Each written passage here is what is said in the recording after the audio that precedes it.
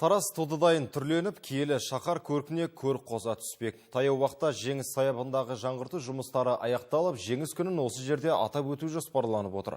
Одан бөлек қалада тағы біраз саябақтар мен демалыс орындары жөндеуден өткізіліп, халық серуендейтін көрікті жерлер көбейтілмек.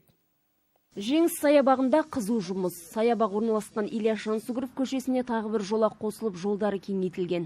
Көктемгі жауын-шашын құбылмалы ауа райына қарамастан жұмыс тоқтаусыз жүріп жатыр. Бас мердігері Жасыл ел Тараз жауапкершілігі шектеулі серіктестігі, одан бөлек тағы 4 құрылыс компаниясы жұмылдырылған. Әр компания өздеріне тиесілі жұмысты кестеге сай атқаруда.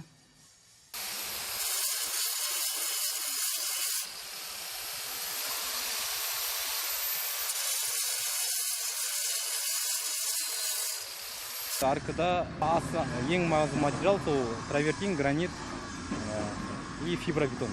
Уақыт өте тығыз, 9 майға дейін, 1 майға дейін дайын болу керек барлығы. Сол уақытқа дейін үлгеруге тырысамыз. Қазіргі жұмысшылар 2 түнгі және күндізгі уақытпен жұмыс жасап жатыр. Өздеріңіз көріп тұрғандай, қазір кезде мұнда құрылыс жұмыстарының 50% орындалған. Саябаққа кіреберіс тұста ені 13, биіктігі 8 метрді құрайтын 2 қақпа тұрғызылып жатыр. Ал мына тұста Мәңгілік алау мен Бауыржан Момышұлы ескерткіштері орналастырылатын болады. Ескерткіштің жанынан батырлар және даңқ аллеясы бой көтермек. Онда Жамбыл облысының 100-ге жуық еңбеккерлері мен 95 мың Ұлы Отан соғысы ардагерлерінің есімі тасқа қашалып жазылады. Сондай-ақ Ұлы Отан соғысының жәдігерлері қойылатын мұражай да осы аумаққа салынады. Бұл жеңіс күнін жақындатқан батырларымыз бен арамыздан азайып бара жатқан ардагерлерімізге үлкен сый болғалы тұр.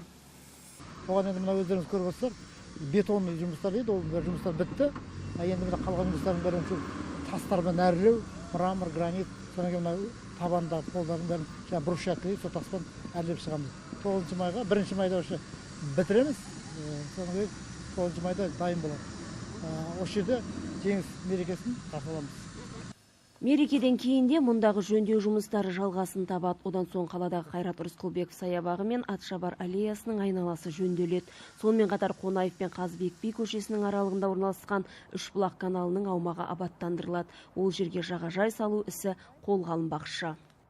Бұл жер келешекте керемет келбетке ие болып, Тараз қаласының тұрғындары мен қонақтарының тамаша бір демалыс орнына айналады деп күтілуде. Қымбат Қаржауғызы, Руслан Сандыбай, жаңалықтар қызметі.